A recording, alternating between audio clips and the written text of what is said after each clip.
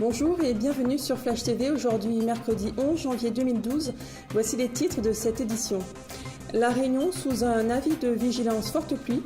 Les pompiers toujours en grève. Les nouvelles du front des Exarastes. 3 siècles, datation probable des ossements découverts à Sainte-Suzanne. Et le centenaire de l'ANC. Bulletin de vigilance forte pluie émis par Météo France depuis hier 21h jusqu'à ce soir 17h. De gros paquets nuageux provoquent en ce moment les fortes précipitations qui s'abattent sur notre île. Elles proviennent d'une dépression qui se situe à 500 km dans l'ouest-sud-ouest de la Réunion et se dirige vers l'est. Les zones concernées, l'ouest, le nord et l'est, niveau des précipitations relevées en 3 heures, 102 mm à Takamaka, 100 mm à Salazie, 92 mm au gîte de Bellecombe.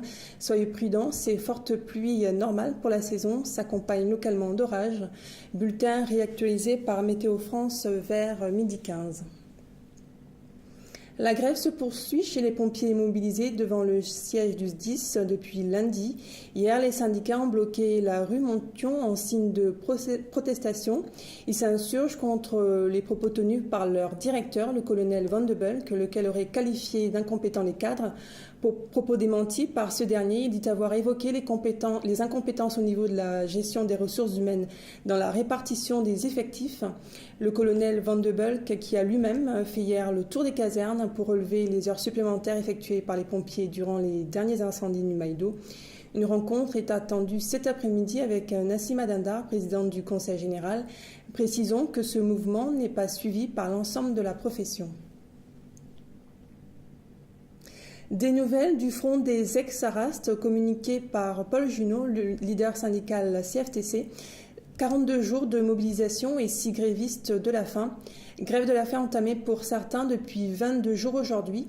Une rencontre a eu lieu entre la direction UNEDIC AGS nationale et Dominique Baudis, défenseur des droits. Didier Lefebvre, son délégué territorial, doit rencontrer demain Nassima Dindar, la présidente du Conseil général. La détermination des grévistes est intacte malgré leurs conditions de survie et le soutien de la population de plus en plus important. Sudel Fuma, historien, donne une première datation des ossements retrouvés au cours d'un chantier d'assainissement à Sainte-Suzanne. Ces ossements seraient issus d'un cimetière en fonction entre 1730 et 1820.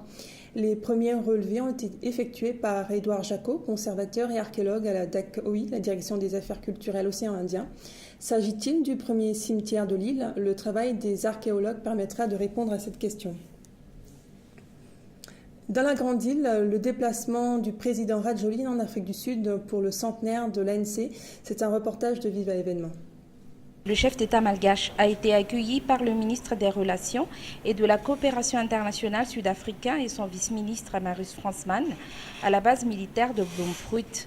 Une rencontre d'environ 30 minutes y a eu lieu durant laquelle le ministre des Relations et de la Coopération internationale sud-africain a tenu à manifester la volonté de son pays de raffermir et surtout d'améliorer les relations de coopération entre l'Afrique du Sud et Madagascar. La délégation malgache a également honoré l'invitation au dîner de gala offert par le président Zuma le soir du même samedi au Vista University.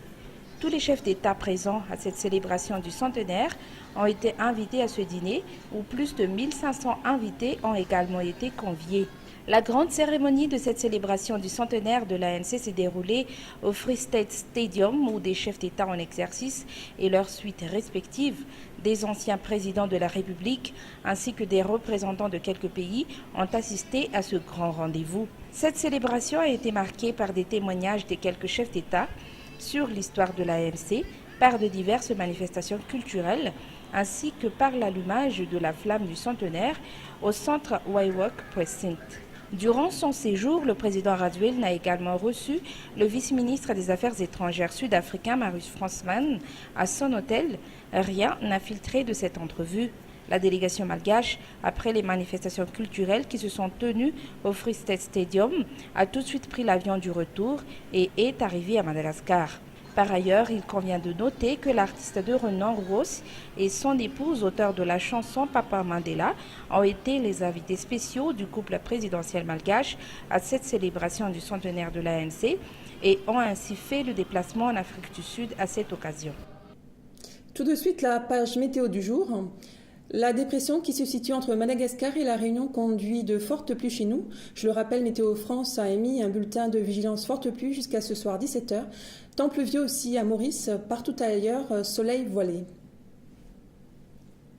C'est la fin de cette édition. Merci de votre fidélité. Je vous retrouve demain pour l'édition de la mi-journée.